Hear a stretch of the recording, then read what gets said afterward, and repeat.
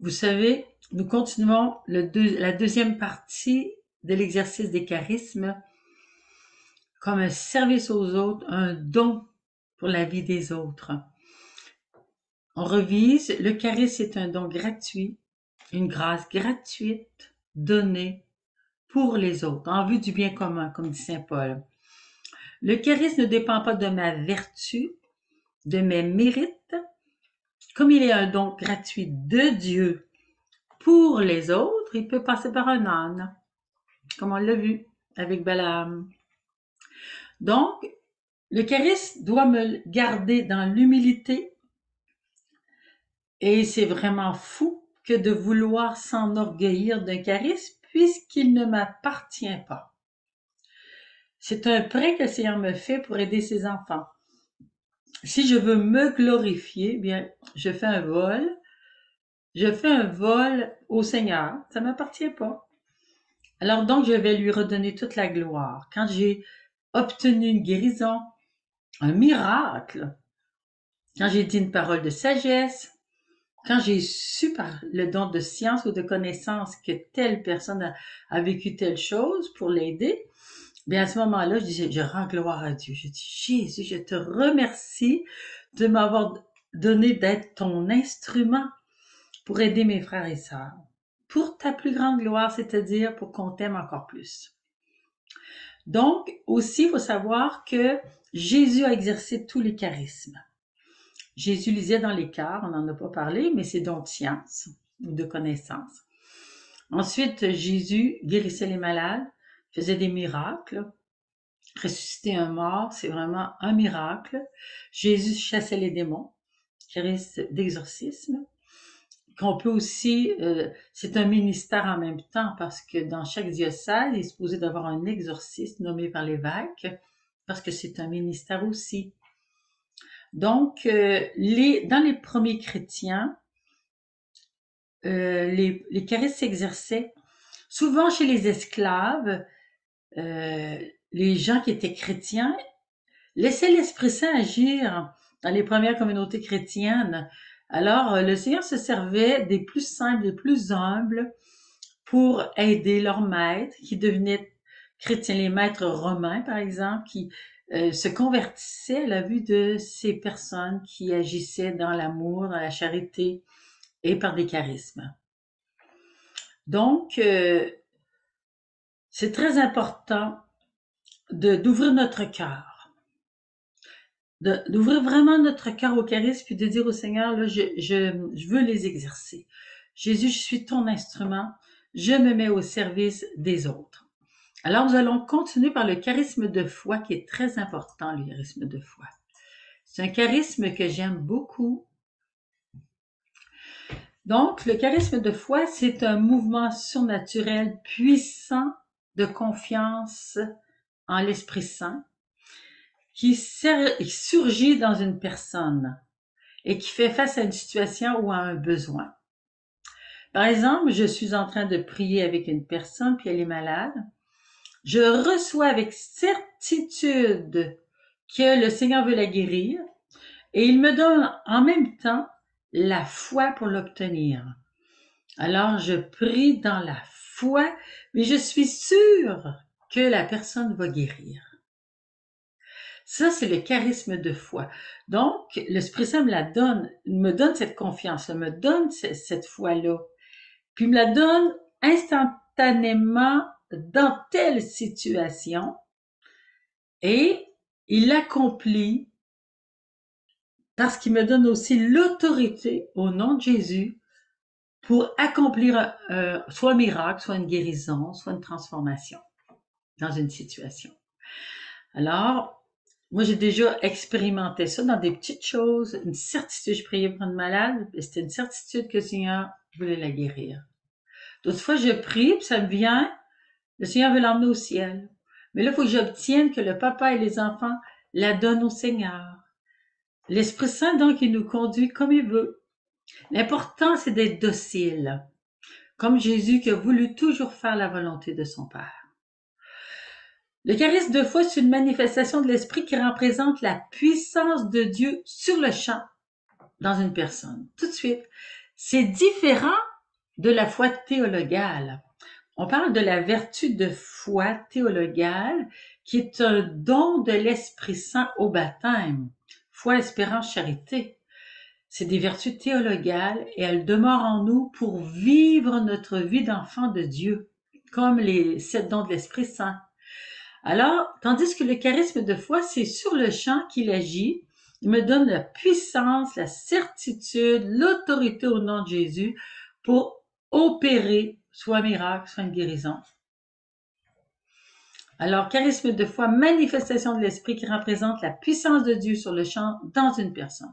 Ainsi, il est rendu capable, sans l'appui du raisonnement humain et sans le moindre doute, de demander ou de parler au nom de Jésus de telle façon que ce qu'il demande ou dit doit arriver. Dieu inspire cette personne avec cette foi. Dieu qui inspire cette personne va nécessairement lui accorder ce qu'il demande. Alors, moi, je vous souhaite bonne chance. J'espère que vous allez recevoir ce charisme de foi. Il faut le demander. La vertu de foi, comme je vous disais, c'est pas une condition de l'esprit humain, c'est un état d'esprit qui vient de l'Esprit Saint. Le charisme de foi, c'est un don divin donné pour un seul moment. Donc, le charisme est donné quand l'Esprit Saint le veut. C'est pas moi qui décide. Il y a quelques fois, là, je prie pour des malades, mais j'ai aucune certitude, aucun sentiment, aucun charisme. Je prie simplement dans la foi. Et je dis, Seigneur, tu m'as demandé par l'Évangile, guérissez les malades. Tu nous as envoyé en mission tous et chacun comme baptisés, puis tu nous as dit guérissez les malades. Alors c'est dans la foi que je t'obéis. Alors cette personne-là, Seigneur, elle est malade. Et je te demande que toi-même, en moi, tu la guérisses. Le Seigneur fait ce qu'il veut, mais moi j'obéis. Je demande la guérison. C'est ce qui est important. Mais quand tu as le charisme de foi, c'est une certitude. C'est comme la Cananéenne. C'est pas elle qui priait sur sa fille, mais elle avait une telle foi pour obtenir de Jésus la libération de sa fille que Jésus n'a pas pu résister. Il a été surpris de cette foi-là. L'Esprit Saint avait donné une grande foi à la Cananéenne, même si c'était une païenne, pour obtenir la libération de sa fille. Puis quand elle est arrivée chez elle, elle était totalement libérée. Les apôtres ont eu ces charismes de foi-là. Un qui a eu beaucoup le charisme de foi, c'est Saint Vincent Ferrier. Il l'avait tellement, il ressuscitait les morts, et à un moment donné, Jésus lui dit, lui, là, je veux l'emmener au ciel. Là. Demande pas la guérison parce que je suis pas capable de résister à ta prière.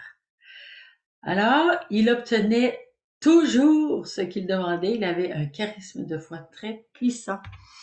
Alors, Jésus, il a dit, là, cette fois-ci, là, je veux pas le ressusciter. Un autre charisme de foi, c'est quand les personnes doivent donner leur vie. Les martyrs qui sont revêtus d'une force surhumaine par le charisme de foi, qui fait qu'ils ne ressentent pas la torture ou bien ils l'endurent sans défaillir dans leur foi. Toi comme moi, je crois que si on pense qu'on allait mourir martyr, brûlé ou torturé, on dirait Seigneur, je serais pas capable. Moi, je serais pas capable, mais Jésus, je sais que si tu me le demandes, tu vas me rendre capable. Alors donc, je mets ma foi en ta puissance et j'avance dans la foi. C'est toujours comme ça. Comme Daniel dans la fosse au lion, il voulait pas être infidèle au Seigneur, il voulait pas adorer l'idole, la statue de Nabucodonosor. Alors il a été dénoncé. Il prenait un grand risque, mais lui avait décidé d'être fidèle au Seigneur sans laisser la peur le tenailler et l'empêcher d'être fidèle, parce que la peur, c'est très dangereux. La peur peut nous faire renier Jésus, trahir. Et c'est pour ça que des fois, il y a des gens qui ont trahi Jésus, ont pas été capables d'aller jusqu'au martyre.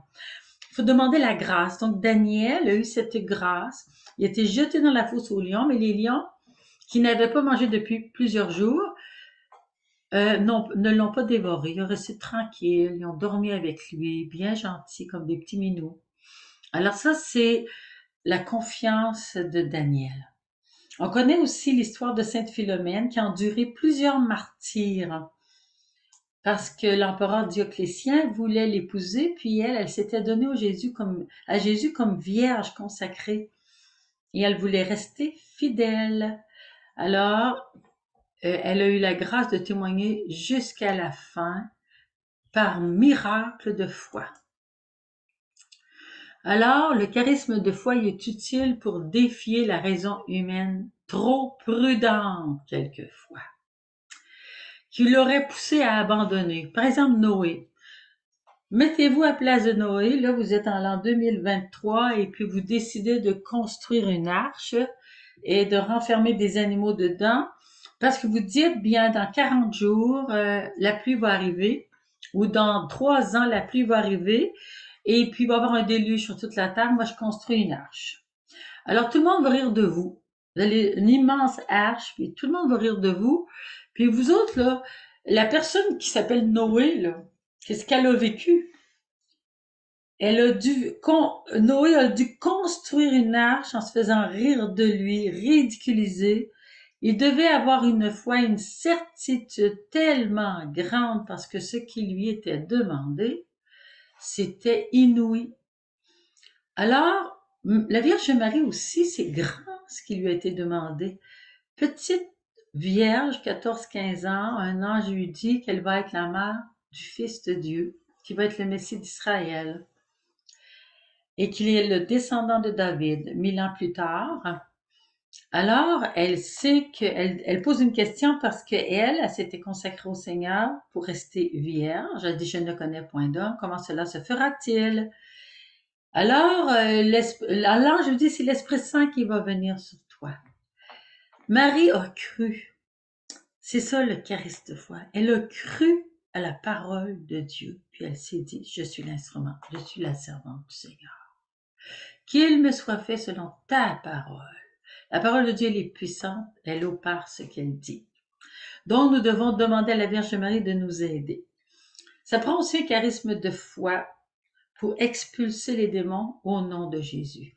Parce qu'ils sont plus intelligents, plus forts que nous, et c'est le nom de Jésus seul qui peut les chasser. Ce n'est pas ma petite personne, ni un prêtre, ni un évêque, mais le nom de Jésus. Ils opèrent toujours par le nom de Jésus. Parce qu'eux, ils sont des archanges, des anges invisibles, et ils veulent notre mal, et c'est seulement Jésus qui les a vaincus sur la croix, et nous donne aussi son autorité et sa puissance. Pourquoi le charisme de foi est-il utile pendant un danger? Alors, si on lit les Actes des Apôtres, on va voir que Saint Paul a vécu une grande tempête. Il est allé voir le capitaine du bateau, puis lui a dit, ton bateau va être détruit, mais j'ai obtenu du Seigneur que personne ne meure. Alors, grosse tempête, toi. Le vent, terrible. Personne ne meurt. Il fallait qu'il y ait de la foi, hein? Et en effet, ils ont atterri à l'île de Malte, et puis tout le monde s'est sauvé la vie, et le bateau, lui, a été perdu totalement. Les gens ont été très surpris qu'ils aient survécu à cette grosse tempête-là. Ils ont dit, s'il y a eu une tempête, c'est qu'ils sont méchants. Les gens de l'île, ils ont dit, ce Paul-là, il doit être un méchant homme. Et puis en plus, pendant qu'il faisait un feu pour les nourrir, il y a une vipère qui est venue mordre la main de Paul. Ils ont dit, il doit être vraiment méchant, la mort le poursuit. Mais après avoir été mordu, il secoue sa main, puis il meurt pas. Alors là, les gens ont dit, c'est un dieu. C'était des païens, ils connaissaient pas le Seigneur, ils connaissaient pas l'Évangile. Alors Saint Paul dit, non, non, non, non, je suis pas un dieu, je suis venu apporter la bonne nouvelle. Alors c'est aussi très nécessaire le charisme de foi pour avancer dans un projet. Quand il y a eu des décisions qui nous ont été inspirées du Seigneur pour des projets vraiment difficiles, que ce soit pour un couple, que ce soit pour une communauté, fonder des maisons, envoyer quelqu'un dans un pays où il y a la guerre, acheter quelque chose quand on n'a pas d'argent. Alors, Sarah et Charles qui se sont achetés une ferme sans rien connaître de l'agriculture. Alors, sans trop d'argent à ce moment-là, ils étaient jeunes, Mais quand ils ont su que c'est le projet de Dieu, ils ont avancé dans la foi. C'est ça le charisme de foi. Ils avancent dans la foi comme des petits dépôts appuyés sur le Seigneur. Alors des fois, pour donner le baptême dans l'Esprit Saint, ça prend aussi beaucoup de foi. On nous demande ça, mais je le fais dans la foi. Pour transmettre une bénédiction, j'ai lu un livre sur des pasteurs protestants au pays de Galles qui voulaient vraiment évangéliser, pas seulement entretenir leur église, mais aller chercher des gens qui n'avaient plus la foi. Alors le Seigneur les a exaucés, leur a donné une maison, genre chapelle, et puis le couple s'est installé là, et le Seigneur leur a envoyé des gens, comme vraiment par miracle. Les gens arrivaient et disaient, comment ça je suis venu ici? Toutes sortes de manières, puis ils avaient tout préparé une belle petite chapelle, et le Seigneur leur a inspiré, je vous demande de les conduire à la chapelle, après les avoir accueillis, puis après ça, de les bénir. C'est la seule chose que le Seigneur leur demandait. Alors, ils faisaient dans la foi. Alors, ils accueillaient avec un bon café, de belles conversations. Après ça, ils les conduisaient à l'église, leur petite chapelle, et ils les bénissaient. Mais au moment de la bénédiction, l'Esprit Saint agissait avec tellement de puissance. Un jour, il y a un homme qui arrive avec sa femme, et cet homme était désagréable. Il parlait comme de pornographie, d'un langage oh, atroce. Et le pasteur avait vraiment envie de le corriger tout de suite pour l'empêcher de parler de cette manière-là. Mais le Seigneur lui disait, attends, ne dis rien. Alors, quand c'était le moment de conduire cet homme à la petite chapelle, il devait passer devant une salle où les portes étaient ouvertes, où les gens priaient. Puis il se disait, mais il faut pas qu'il l'entende parler. Seigneur, fais quelque chose, il faut pas qu'il l'entende parler. Le Seigneur dit, tais-toi. Puis là, il l'a conduit à la chapelle et puis il l'a béni au nom du Seigneur et l'Esprit Saint fondu sur lui et l'homme a vu son péché. Il s'est mis à pleurer, pleurer, pleurer. Et après, il s'est relevé, transformé. Cet homme était libéré et il avait rencontré le Seigneur. Donc, c'était dans la foi que le pasteur agissait, laissait Dieu faire des miracles de conversion. Donc, le charisme de foi est aussi utile pour intercéder avec une force particulière. On passe de la foi ordinaire à une foi extraordinaire. La foi ordinaire, on la ressent tous les jours, mais tout d'un coup, dans une situation, on a une foi extraordinaire pour obtenir ce que l'on demande. Donc, un autre charisme, c'est la puissance d'opérer des miracles. Cette puissance-là va venir certainement avec beaucoup de foi. Je raconte l'histoire d'un prêtre qui nous disait, le Seigneur me commandait d'aller imposer les mains à un trisomique. Puis, il dit, j'ai résisté, j'ai donné des raisons. Puis après ça, je suis allée lui imposer les mains et je suis partie. J'ai demandé au Seigneur de jamais faire de miracle en ma présence parce qu'il voulait se préserver de l'orgueil. Mais cet homme-là a été guéri de la trisomie. Un autre exemple, c'est Patrick, qui est un protestant qui vit en Normandie. Lui aussi, il avait demandé au Seigneur la guérison d'un trisomique, puis l'a obtenu. Donc ça, c'est des miracles. Patrick, on peut le retrouver, je n'ai pas son autre nom, mais on peut le retrouver sur Internet. Donc, la manifestation passagère, comme tout charisme, de la puissance de Dieu par laquelle on enlève un obstacle. Par exemple, je vous donne cette situation en Haïti. Il y avait un très gros arbre, là où une communauté voulait construire pour aider les malades, mais les gens ne voulaient pas parce que c'était un arbre sacré où les gens venaient comme se prosterner, offrir des choses aux esprits qui étaient là. Alors, ils ne pouvaient absolument pas le couper. Alors, dans la prière, quelques personnes ont commencé à demander que cet arbre-là s'en aille, de la manière que le Seigneur voudrait. Parce que c'était un obstacle à l'œuvre de Dieu. Alors, après la prière, je ne sais pas combien de jours après, l'arbre, un matin, s'est retrouvé totalement allongé sur le sol.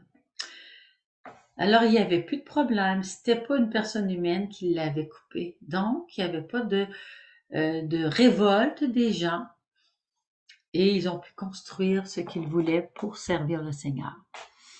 De telle façon que l'effet doit venir d'une intervention de Dieu dans les affaires des hommes. C'est ça, exactement. Ce don d'opérer les miracles est un signe de la présence de Dieu, un encouragement à croire chez plusieurs. Par exemple, la résurrection de Lazare, l'eau changée en vin. Le Seigneur fait ces signes-là quand ils sont nécessaires. Il nous a bien dit, si vous aviez la foi gros comme un grain de moutarde ou un grain de sénévé, vous diriez à cette montagne, déplace-toi dans la mer et elle vous obéirait. Si on lit la vie des saints, on voit par exemple chez le curé d'Ars qu'il a multiplié le grain pour que les gens aient de quoi manger. Si un jour on manque de nourriture, plusieurs saints ont vécu cette multiplication. Il faudra demander au Seigneur les multiplications de nourriture. L'utilité des miracles, l'évangélisation. L'évangélisation, parce que quand les gens voient des signes, il y a des gens qui se convertissent. Il y en a qui se convertiront jamais. Même aux signes, même si on va guérir leur enfant, après ça, leur cœur s'endurcit contre Dieu. Puis ils ne voudront plus croire. Ça arrive. Mais habituellement, les miracles sont souvent la confirmation divine de la prédication. Alors, on a vu comme ça Saint Antoine de Padoue, d'autres saints opérer des miracles. Ils sont surtout présents là où la parole de Dieu est proclamée et vécue. Ce sont des outils d'évangélisation. Alors, Saint Paul a ressuscité comme ça un jeune qui était tombé en bas de la fenêtre pendant son enseignement. Les guérisons miraculeuses, on parle de guérisons miraculeuses quand ça prend vraiment un miracle comme quelqu'un qui est trisomique. Il s'agit d'une guérison qu'aucune science médicale ne pourrait obtenir et que Dieu réalise. Par exemple, une jambe qui est rallongée, ça c'est arrivé aussi dans le renouveau, c'est arrivé aussi à Patrick, le trisomique guéri. Le charisme de foi reçoit le miracle. Je vous donne un exemple. Le Seigneur dit, demandez et croyez que vous l'avez déjà reçu et cela vous sera donné. Une parole de Saint Jean. Alors, croyez que vous l'avez déjà reçu. On demande un miracle, on demande une guérison. Croyez que vous l'avez déjà reçu et cela vous sera accordé. Alors, il y a un homme qui était protestant. Lui était paralysé dans son lit depuis des années et dans sa paralysie, il lisait l'Évangile, il a lu cette parole. J'ai oublié son nom malheureusement. Alors, il lisait et méditait cette parole, puis il disait, Seigneur Jésus, tu peux me guérir. Il était jeune, là. Au moment de sa guérison, je pense qu'il était dans la vingtaine, mais il avait beaucoup médité cette parole-là. Et à un moment donné, il dit, Seigneur, si je guéris, je vais me relever. Donc, il se jetait en bas de son lit. Ça a l'air fou, hein? Mais il pratiquait la parole de Dieu. Et puis un jour, il a dit, Seigneur, je crois que tu me guéris, je reçois ma guérison dans la foi. Et je me lève. Il s'est jeté en bas de son lit et il s'est relevé. Mais cet homme-là est devenu un grand prophète, un homme avec beaucoup de charisme, dont le charisme de guérison. Il a enseigné partout dans le renouveau charismatique du côté protestant et du côté catholique. Donc, il a pratiqué la parole de Dieu. Reçois le miracle, reçois ta guérison. Le charisme d'opérer des miracles, il est actif et il le fait au nom de Jésus toujours. Ce que vous demandez en mon nom, cela vous sera accordé. Justement, je me suis amusée ce matin à écrire des paroles où le Seigneur donne la guérison. Je vais vous en lire tantôt.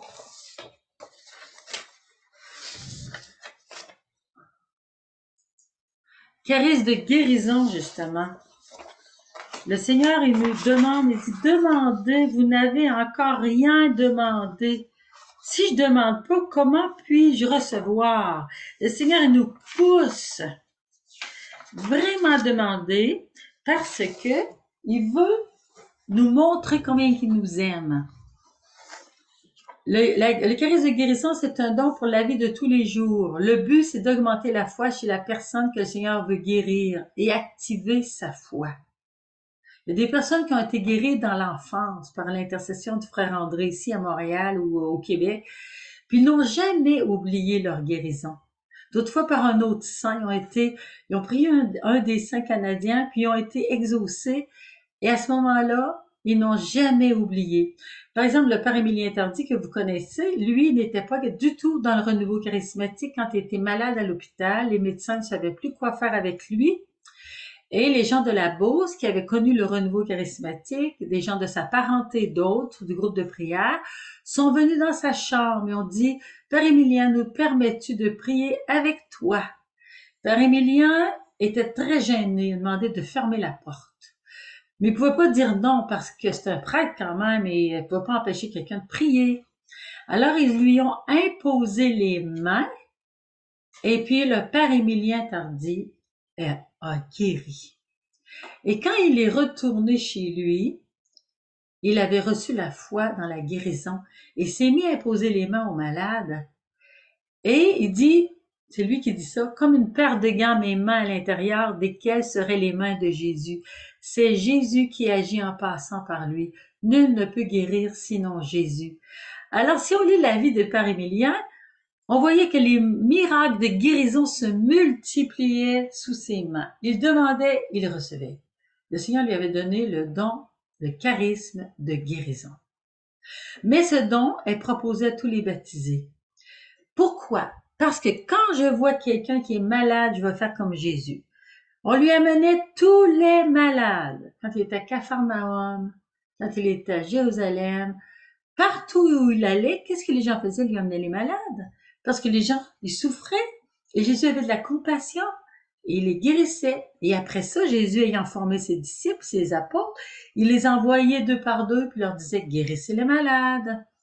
Et après ça, c'est nous tous, il nous envoie, guérissez les malades. Ça appartient pas seulement aux protestants, ça appartient pas seulement au renouveau charismatique, c'est à tous les baptisés.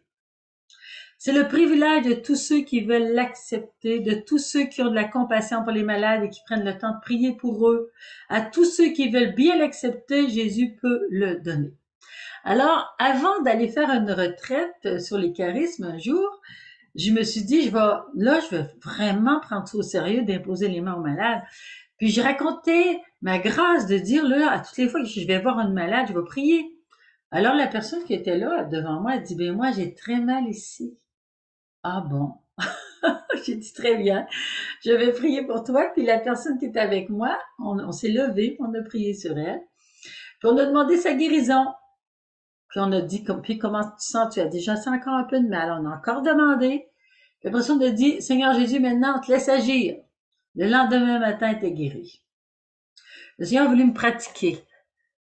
Dans la même journée, le lendemain, là, une femme me dit, je vais t'envoyer ma fille. Elle souffre beaucoup, beaucoup de sa tête parce qu'elle a été battue. Puis, c'est très souffrant. Alors, donc, nous sommes allés deux pour prier avec elle. Et nous avons prié dans la foi. Seigneur Jésus, tu nous as demandé de guérir les malades et d'avoir compassion. Seigneur, je te demande de guérir sa tête. Elle souffre beaucoup. Et elle a senti tout de suite l'action du Seigneur. Elle m'a dit, ça va tomber vite, c'est tombé. Elle était tellement contente. Elle avait reçu la foi dans l'épreuve qu'elle venait de vivre. Et le Seigneur lui montrait encore qu'il était là pour l'aider. Alors, n'attendons pas d'avoir reçu le charisme de guérison pour commencer à prier pour les malades. Car celui-ci ne peut venir comme un don de Dieu que lorsque le Seigneur voit que nous sommes au service des malades et que nous prions déjà pour eux. Gardez cette parole que j'ai écrite ce matin. Si vous demeurez en moi et que mes paroles demeurent en vous, demandez ce que vous voudrez et vous l'aurez. Il n'a pas dit vous les prêtres, vous les évêques. Non, il a dit vous. C'est la gloire de mon Père que vous portiez beaucoup de fruits et que vous soyez mes disciples. Les vrais disciples de Jésus, ils prient pour les malades. Tout ce que vous demanderez au Père en mon nom, vous l'obtiendrez. C'est ce que le Seigneur nous dit. Alors, agissons dans la foi. Comment l'Esprit Saint agit quand on reçoit un charisme? Alors, on l'a vu un petit peu, il peut agir dans une vision ou dans un songe. Par exemple, il y avait une famille qui était en danger parce on avait des gens qui les aimaient pas. Puis il y avait, je sais pas qu'est-ce qu'ils avaient fait, mais j'ai jeté des sorts ou souhaité du mal. Alors, le fils de la famille a eu un songe pour avertir. Alors, ils ont prié pour contrer le mal qui leur était envoyé par quelqu'un en souhaitant du mal. C'est comme, si je souhaite du mal, c'est comme un sort. Donc, l'Esprit Saint, on croit l'entendre clairement dans nos oreilles ou fortement dans notre cœur. Donc, un charisme, par exemple, de prophétie, charisme de science, de connaissance. Des fois, j'ai l'impression que je l'entends dans mon cœur sans parole. C'est une inspiration, mais c'est fort. D'autres fois, je l'entends dans mes oreilles. Il y a des gens qui entendent la voix du Seigneur. Puis quand on n'est pas habitué au charisme, le cœur se met à nous débattre quand on veut pas parler, quand on hésite, quand on a peur. Donc, le cœur nous débat. Puis là, on va parler parce qu'on dit, je suis sûr, mon cœur s'est mis à me débattre. D'autres vont se mettre à trembler parce qu'ils résistent et ils n'osent pas parler. Non, on y va, puis après ça, on discerne avec les autres. Des fois, un charisme va agir par une sensation, soit de douleur. Charisme de guérison, par exemple. Je me mets dans la soirée de prière à avoir mal à l'ange, puis j'ai jamais eu mal à l'ange. Alors, je peux dire, il y a quelqu'un que le Seigneur veut guérir de la hanche. En l'annonçant, la personne va recevoir sa guérison. Il peut avoir une blessure au corps qui indique la condition d'un autre. Un coup, une flèche dans la tête. Ça, c'est charisme de discernement des esprits qui veut emmener à une libération.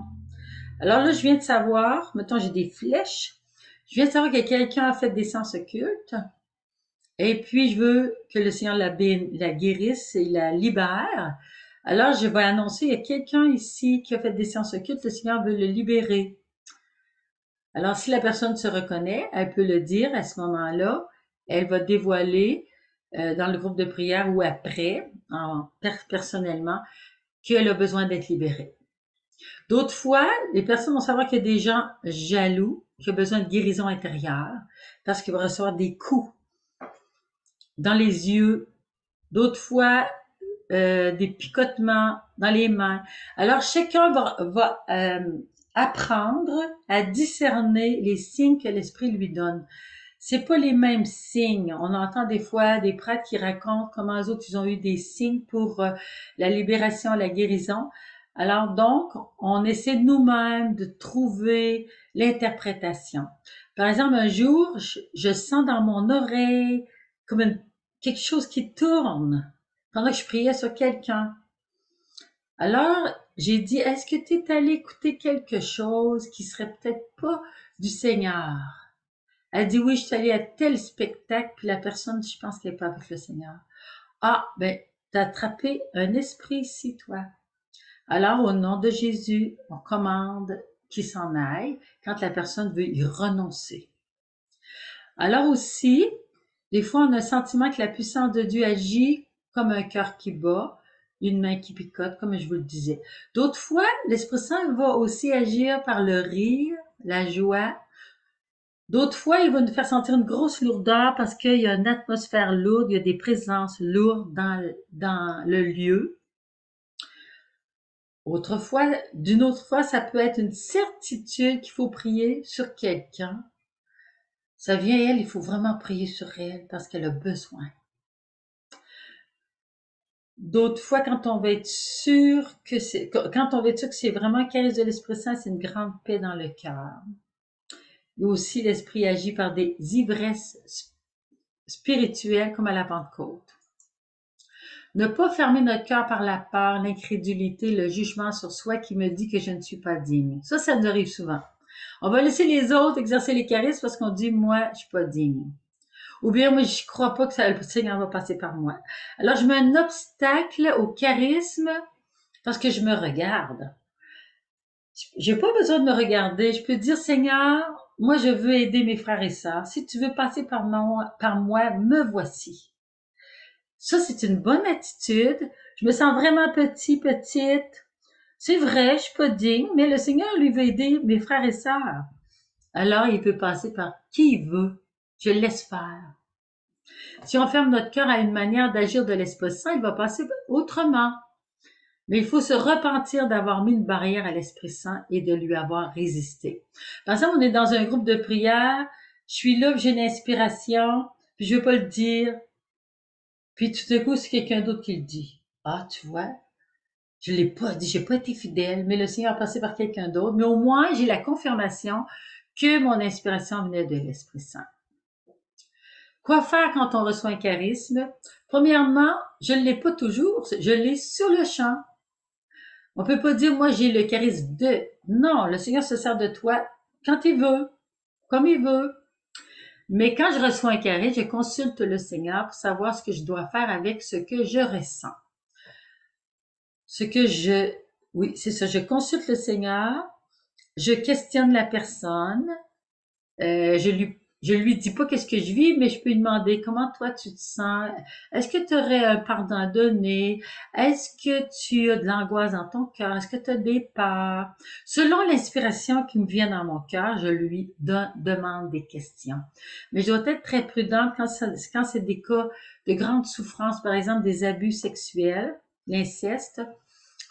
Je dois être très prudente, par exemple dire, est-ce qu'il y aurait quelqu'un qui t'aurait touché? Seulement dire ça, pas plus. Si la personne dit non, tu dis rien, même si tu es sûr, parce que le Seigneur ne l'a pas encore révélé à la personne. Il ne faut pas blesser. Jésus veut aussi que j'en parle pour consulter. Maintenant, je commence à développer les charismes, puis j'ai pas trop confiance. Alors, si j'ai un guide spirituel, je le consulte. Si c'est dans un groupe de prière, je consulte le groupe, je fais vérifier, je demande conseil, comment l'exercer, est-ce que j'ai bien fait ça. Il faut qu'il y ait un grand climat de confiance. Puis, il faut pas qu'il y ait aussi quelqu'un qui veut toujours gérer tout le monde, dominer les autres, à prendre toute la place. Ça, c'est tellement souvent, mais on doit se corriger de ce défaut-là. Si j'ai une prophétie, on peut dire au Seigneur, montre-moi à qui je dois la dire, mais des fois, on l'a dit dans le groupe de prière, on le dit à tout le monde, puis on nomme personne. C'est mieux. Si des fois le Seigneur veut parler à 3 personnes, il peut lui faire ça. Dire à haute voix ou seul à seul, quand le Seigneur me montre aussi quelqu'un de précis, aller vérifier si elle a vraiment compris que c'était pour elle. Aussi, on peut dire au Seigneur, veux-tu que j'intercède pour tous ceux qui sont en dépression? Quand j'ai l'impression que le Seigneur me montre qu'il y a des gens en dépression, je lui pose des questions. Est-ce que c'est le temps de le dire? Les expériences des personnes. Alors, le Père Émilien Tardy a eu beaucoup d'expériences. Par exemple, il dit, c'est comme une idée qui envahit notre esprit avec intensité. Au fur et à mesure que nous la communiquons, les détails apparaissent. Ça aussi, quand c'est une prophétie, on commence par le petit bout qu'on a, puis tout d'un coup, ça se développe. Donc, on est obligé de sauter dans la foi. Et des fois, c'est comme une certitude que le Seigneur veut parler. On est habité par cette certitude, par une présence d'amour, de tendresse du Seigneur. Puis, ça nous vient un sentiment d'amour. Puis, il nous dit pas les paroles à dire, il veut que je les trouve, mais c'est les sentiments d'amour ou d'exhortation qui vont me dire comment le dire. Des fois, c'est pas toujours la place puis le moment pour le dire. Parfois, Dieu permet que tu ne comprennes pas toute la signification du message pour la discrétion et pour ne pas aller à l'encontre de la liberté de la personne. Toujours respecter la liberté. Si la personne ne veut pas accueillir le don de Dieu, je la laisse tranquille. C'est pas de mes affaires. C'est elle et le Seigneur.